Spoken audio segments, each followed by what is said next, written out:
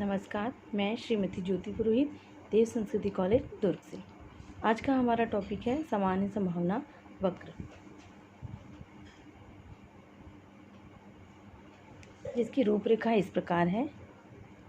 Introduction, meaning of normal probability curve, definition of normal probability curve, characteristic of normal probability curve, use of normal probability curve and last में conclusion.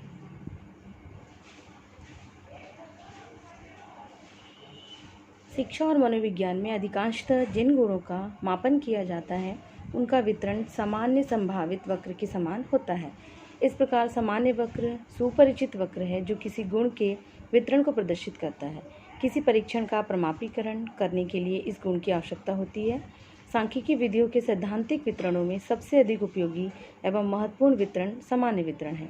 इस वितरण के महत्व का एक कारण यह है कि यदि हमारे किसी परिवर्ती का समग्र सामान्य रूप से वितरित है और हम उस समग्र के न्यायादर्श लेते हैं तो न्यायादर्शों के योग तथा औसतांकों का वितरण सामान्य होगा। दूसरे शब्दों में हम ये भी कह सकते हैं कि सामान्य संभावना वक्र का उपयोग शिक्षा और मनोविज्ञान के क्षेत्र में नहीं बल्कि विज्ञान की प्रत्येक शाखाओं के अध्ययन में किया जाता है।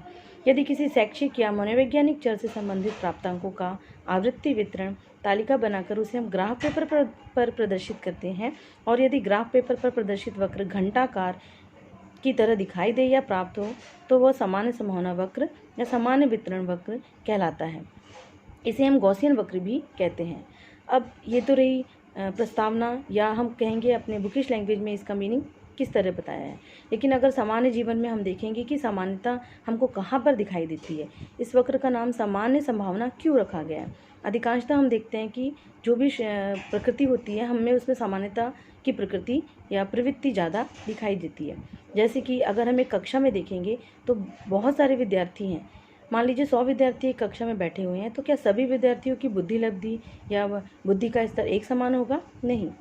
कुछ विद्यार्थी इसमें बहुत उच्च श्रेणी के होंगे, कुछ मध्यम श्रेणी के होंगे और कुछ निम्न श्रेणी के। लेकिन अधिकांशतः विद्यार्थी 100 विद्यार्थियों में से हम अगर कैलकुलेशन करना चाहें तो 70% विद्यार्थी होंगे जो सामान्यता की श्रेणी में होंगे और 30% विद्यार्थी जो बचे शेष उनमें 15% उच्च श्रेणी में और 15% निम्न श्रेणी में आएंगे। तो अधिकांशतः विद्यार्थी हमारे अक्सर हमको कहाँ पर दिखाई देते हैं या प्रकृति हमारी क्या पाई जाती है? सामान्यतः 70% विद्यार्थी मध्य में पाए जाते हैं। ऊंचाई का अगर हम देखेंगे सामान्य जीवन में तो बहुत ज़्यादा लंबे या बहुत ज़्यादा छोटे कदकाठी के लोग हमको सामान्यतः कम दिखाई देते हैं। लेकिन औसत हाइट के व्यक्ति हमको ज़्यादा दिखाई देते हैं। 5 फुट से लेकर 5 इंच के दौरान जो व्यक्तियों की ऊंचाई होती है ज़्यादा पाई जाती है तुलना में 6 फुट और 4 फुट या 4.5 फुट की अपेक्षा। तो ये सामान्यता की श्रेणी हमें हमेशा हमारे आसपास दिखाई देती है। बहुत ज़्यादा कम होना या बहुत ज़्यादा होना, ये जो प्रवृत्ति है ये हमको कम दिखाई देती है। यहीं से हमारे सामान्यता या संभावना की का जो तुलना है वो स्टार्ट होती है। सामान्य संभावना वक्र का अर्थ हम देखेंगे। वास्तव में ये एक पैमाना है जिसकी सहायता से प्राप्तांकों को प्रमाणित अंक में बदल दिया जाता है, जिससे उनको समझना और अर्थापन करना बहुत सुगम हो जाता है। क्योंकि किसी परीक्षण में जो अंक प्राप्त होते हैं वह अर्थहीन होते हैं, या दूसरे शब्दों में कहें कि अर्थहीन अंकों को सार्थक बनाने के लिए हम जिन अंकों का या प्रमाणित अंकों का परिवर्तित करना चाहते हैं वो हम सिर्फ और सिर्फ सामान्य संभावना वक्र के आधार पर कर सकते हैं। इस वक्र का प्रयोग हम ज़्यादातर साफल्य में, निदान में, चयन में, पूर्व कथन में तथा शोध में करते हैं। सामान्यतः वितरण की प्रक्रिया पूर्णतः व्यवहारिक जगत में नहीं पाई जाती है, क्योंकि इस प्रकार के वितरण 100% रूप से यही होगा इसकी कोई निश्चितता नहीं देते। हम ऐसा कह तो सकते हैं कि अधिकांशतः बच्चे औसत श्रेणी में आते हैं, लेकिन एक्यूरेट 70% ही आते हैं ये हम ऐसा नहीं कह सकते। निश्चित 15% उच्च और 15% निम्न होंगे और 70% विद्यार्थी 100 विद्यार्थी की कक्षा में मध्यम श्रेणी में होंगे, ऐसा हम निश्चित रूप से नहीं कह सकते। कुछ 19-20 या कम ज़्यादा हो सकता है, जैसे 65% विद्यार्थी औसत में आ जाए, 17% विद्यार्थी उच्च श्रेणी में आ जाए, 13% विद्यार्थी निम्न श्रेणी में आ जाए। तो ये कुछ ऊपर या नीचे या कम ज़्यादा हो सकती है, इसलिए ये व्यवहारिकता में 100% नहीं पाया जाता है। पर यह हमारे लिए एक प्रमाणिक वक्र होता है जिसके आधार पर हम अपने साथ निरर्थक अंकों को सार्थक अंकों में या अर्थों में परिवर्तित कर सकते हैं। संक्षेप में हम देखेंगे, यदि किसी आवृत्ति वितरण तालिका के आंकड़े इस प्रकार व्यवस्थित हो कि उन्हें एक रेखा चित्र द्वारा प्रदर्शित करने पर उल्टी घंटी सी आकृति बने, तो उस प्रकार के अंक वितरण को हम नॉर्मल डिस्ट्रीब्यूशन कहते हैं तथा इस प्रकार प्राप्त वक्र को सामान्य वितरण वक्र कहा जाता है। उदाहरण के लिए मान लीजिए 55 छात्रों की बुद्धि लब्धि का आवृत्ति वितरण आपको दिखाई दे रहा है। आप यहाँ पर देखेंगे CI आपको दिखाई दे रहा है 120 से 130, 110 से 120, 100 से 110, 90 से 100, 80 से 90, 70 से 80 और 60 से 70। मतलब ये एक कक्षा के विद्यार्थियों के अंक हैं जो कि इस प्रकार वितरित हैं। और यहाँ पर आप देखेंगे ये इनके अंक यहाँ पर इसको डाल दिए गए हैं। यहाँ पर आपको आवृत्तियाँ दिख रही हैं, तो आवृत्तियों को आप देखेंगे 5, 7, 9, 13, 9, 7, 5। इसका मतलब आवृत्तियाँ पहले बढ़ रही हैं, फिर एक अधिकतम सीमा 13 के बाद रुक जाती हैं और फिर वापस वैसे ही 9, 7 और 5 की श्रेणी में घटना शुरू हो जाती है। इस प्रकार की आवृत्तियों के होने पर हमारा जो वक्र होता है वो घंटीनुमा बनना शुरू हो जाता है। ये देखेंगे आप, वक्र जो है उल्टी घंटी के समान बन रहा है। लेकिन अगर यही आवृत्तियाँ 5, 7, 12, 17, 20, फिर 23, 24 इस प्रकार से हो तो ये वक्र हमारा इस प्रकार से नहीं बनेगा। इसका मतलब आंकड़ों का वितरण सामान्यता की श्रेणी में अगर पाया जाता है तभी हमारा ये वक्र जो है उल्टी घंटीनुमा बनता है। इस वक्र की सबसे बड़ी विशेषता यही होती है कि इसका आकार उल्टी घंटी के समान होता है, जो कि प्रदर्शित करता है कि विद्यार्थियों की जो अंक है वो सामान्यता की श्रेणी में पाए जा रहे हैं। परिभाषा देखेंगे। JP गिलफर्ड के अनुसार सामान्य वितरण वक्र की परिभाषा भली भांति सुनिश्चित रूप से की जाती है और इसका स्वरूप भी सुनिश्चित है। यह एक गणितीय वक्र है जिसके वितरण का मध्यमान 0 होता है और प्रमाणित विचलन या प्रमाणिक विचलन का मान 1 होता है। यह वक्र स्वयं में गणितीय प्रत्यय है, यह प्रकृति में नहीं होता है, यह एक मनोवैज्ञानिक वक्र है। सामान्य संभावना वक्र एक गणितीय वक्र है, ये सबसे बड़ी इसकी विशेषता है और ये एक मनोवैज्ञानिक वक्र है। ज़्यादातर मनोविज्ञान में और शोध में, अनुसंधानों में इसका प्रयोग हम करते हैं, जिसमें हमको निरर्थक अंक मिलते हैं और उनको सार्थक अंकों में हम इसी प्रमाणित पैमाने के आधार पर उसे परिवर्तित करते हैं। अक्सर लोग कहते हैं या पूछते हैं हमसे कि सामान्य संभावना वक्र की प्रकृति हमको कहाँ दिखाई देती है। तो सामान्य संभावना वक्र की प्रकृति सामान्य जीवन में हमको कहीं भी दिखाई नहीं देती है। ये एक सिर्फ पैमाना है, एक आधार है जिसके आधार पर हम अपने आसपास की प्रकृति को सामान्य संभावना की प्रकृति और प्रवृत्ति के आधार पर बदलने का प्रयास करते हैं, इसलिए इसे एक प्रमाणिक पैमाना या आधार माना गया है। सामान्य संभावना वक्र की विशेषताएं। सबसे पहली विशेषता है समवितरण एक वास्तविक वक्र नहीं है। सामान्य जीवन में यह वक्र या इस वक्र की जैसी स्थिति नहीं पाई जाती है, अपितु यह एक गणितीय अनुमान है। दूसरे शब्दों में यह वक्र अपने आप में एक आदर्श वक्र है। आइडियल इसलिए है क्योंकि हम इसी के आधार पर अपने निरर्थक अंकों को सार्थक अंकों में बदलते हैं। यह हमारे लिए एक महत्वपूर्ण पैमाने का काम करता है। इस वक्र का आकार उल्टी घंटी के समान होता है। आप देख सकते हैं कि इसका आकार जो है उल्टी घंटी के समान दिखाई दे रहा है। मतलब आंकड़ों का वितरण इस प्रकार हो कि जब हम उसके अंकों और आवृत्तियों को आधार पे और लंब पर रखें तो ये उल्टी घंटी के समान बनता हुआ दिखाई दे। तीसरी विशेषता है इस वक्र में मध्यमान, माध्यिका और भूयिष्ठक एक ही बिंदु पर केंद्रित होते हैं। ऐसा इसलिए होता है कि जब भी आपको आंकड़े सामान्य संभावना वक्र के आधार पर दिखाई देंगे और आप उसमें अगर मध्यमान, माध्यिका और भूयिष्ठक की गणना करेंगे तो सभी का मान समान होगा। अगर मध्यमान 5 आता है तो माध्यिका भी 5 आएगी और भूयिष्ठक भी 5 आएगा। ये देखिए, माध्य, माध्यिका और बहुलक तीनों एक समान होते हैं और वो सभी मध्य बिंदु पर एकत्रित होते हैं। चौथी विशेषता है इस वक्र में यह वक्र सममितीय होता है। मध्यवर्ता मान के इधर उधर वर्ग अंतरालों में आवृत्तियाँ बराबर होती है। यहाँ पर देखेंगे आप, इसका जो फैलाव है नीचे देखेंगे +1 SD +2 SD +3 SD, ये हमारे दाहिनी तरफ है और बाईं तरफ है -1 -2 और -3 SD। सामान्य संभावना वक्र के फैलाव को प्रमाणिक रूप में ±6 SD तक दाहिनी और बाईनी तरफ ± में शो किया गया है। अब इसकी आवृत्तियों की बात करेंगे तो आवृत्तियाँ जो होती हैं दोनों तरफ बराबर बराबर बटी होती है। जैसे कि हमारे उदाहरण में था, तो अगर हम देखेंगे तो 5, 7, 9, 13 और यहाँ पर वापस 7, 9, 7 और 5, मतलब दोनों तरफ जो आवृत्तियों का वितरण होता है वो बराबर बराबर होता है। 5वीं विशेषता इसकी है, इस वक्र के लिए वैषम्य का मान 0 होता है। अब यहाँ पर हम वैषम्य को समझना चाहेंगे। वैषम्य का मतलब होता है स्कीवनेस यानी कि विषमता। वितरण में विषमता का अर्थ है सममिति का अभाव। जब वितरण के प्राप्तांक अपने मध्य बिंदु से इधर उधर एक समान रूप में वितरित नहीं होते हैं तो ऐसी स्थिति में वितरण के मध्यांक और बहुलक एक ही बिंदु पर ना पड़कर अलग अलग पड़ते हैं। परिणामतः वक्र का संतुलन बिगड़ जाता है। वक्र का संतुलन बिगड़ जाने से इसमें सममिति ना रह जाने के कारण यह विषम बन जाता है तथा विषमता की स्थिति में वक्र रेखा की सुडौलता नष्ट हो जाती है और आकृति इसकी जो होती है घंटाकार नहीं रहती है। यहाँ पर हम देखेंगे कि हमारे सामने जो फार्मूला लिखा है स्कीवनेस यानी SK = 3 mean - 3 median divided by SD = 0।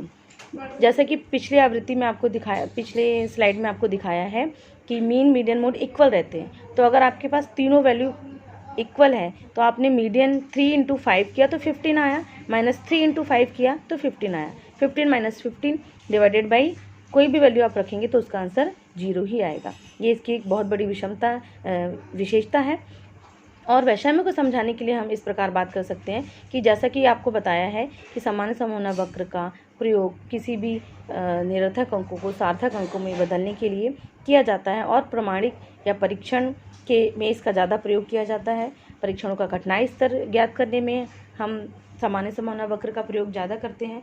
तो कठिनाई स्तर से अगर हम देखेंगे तो मान लीजिए कक्षा में एक प्रश्न पत्र दिया गया जो कि बहुत ही कठिन है। अगर वो प्रश्न पत्र बहुत कठिन है तो ज़्यादातर विद्यार्थी जो हैं किस तरफ उनके अंक होंगे, माइनस तरफ। यहाँ पे देखेंगे ये जो बीच वाला कर्व है ये हमारा सामान्य संभावना वक्र है जो कि बताता है कि कक्षा में अगर हमने बच्चों को प्रश्न पत्र दिया जो ना बहुत कठिन है ना बहुत सरल है तो ऐसा होने पर उनके अंक बिल्कुल सामान्य श्रेणी में वितरित होंगे। लेकिन अगर प्रश्न पत्र बहुत कठिन होता है तो ज़्यादातर विद्यार्थियों के अंक इस तरफ इकट्ठे होंगे और यहाँ कम अंक पाने वाले विद्यार्थी यहाँ पर फैल जाएंगे, ज़्यादा अंक वाले। तो हमारा जो झुकाव हो जाएगा वो तिरछा हो जाएगा।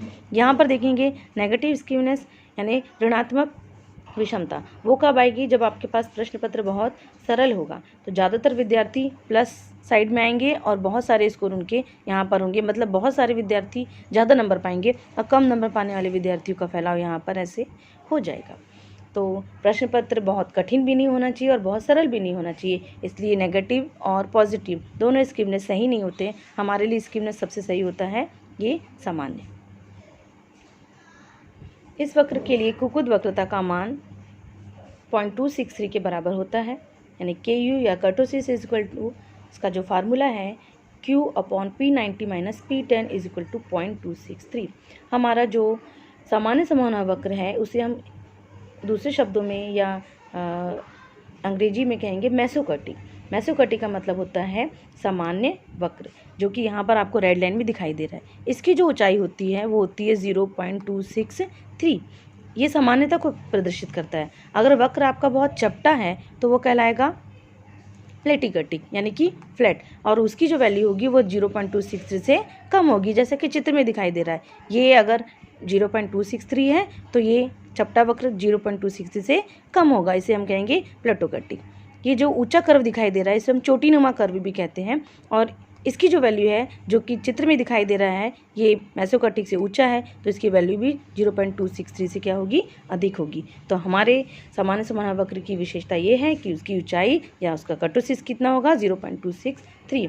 जब आपके पास आंकड़े हैं और वो आंकड़े अगर सामान्य संभावना वक्र के आधार पर प्रदर्शित हैं तो आप अगर उसमें क्वार्टर का मान निकालेंगे, P90 यानी %9 %10 का मान निकालेंगे और दोनों को माइनस करेंगे और Q से डिवाइड करेंगे तो आपकी जो वैल्यू है वो 90% 0.263 के आसपास आपको दिखाई देगी, जो कि प्रदर्शित करेगा कि आपका जो वक्र है वो सामान्य की श्रेणी में है। इस वक्र का आधार रेखा का अनंत पर स्पर्श करना।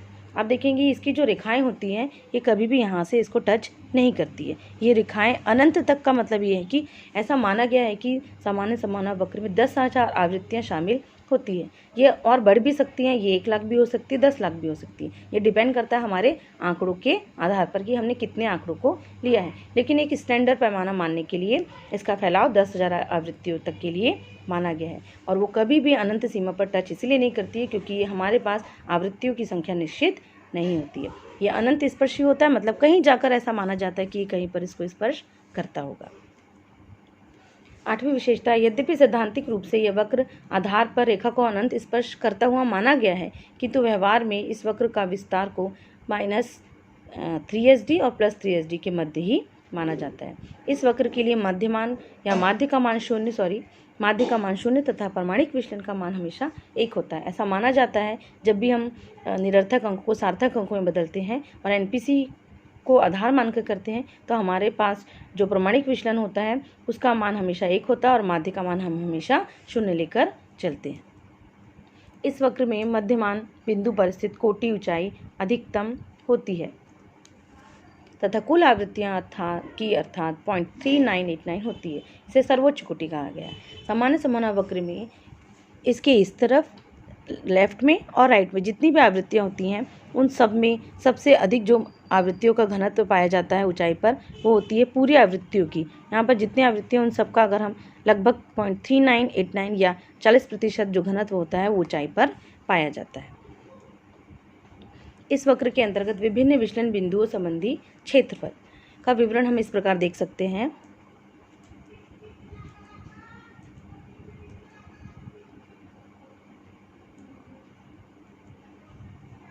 देखेंगे आप यहाँ पर -1 और +1, इसके बीच में हमारा जो क्षेत्रफल आता है वो आता है 68.26%। फिर आप देखेंगे +2 से -2, तो उसके बीच हमारा प्रतिशत आता है यहाँ पर 95.44%। +3 प्रमाप विचलन से -3 प्रमाप विचलन के मध्य आता है हमारे पास, ये देखिए 99.74%। अब देखेंगे इस वक्र को निम्न गणितीय समीकरण द्वारा भी हम प्रदर्शित कर सकते हैं। गणितीय समीकरण हमारा देखेंगे y = n divided by SD √2π into e का पावर x, या फिर 1 डिवाइडेड बाई 2 ब्रैकेट के अंदर x/SD का होल स्क्वायर।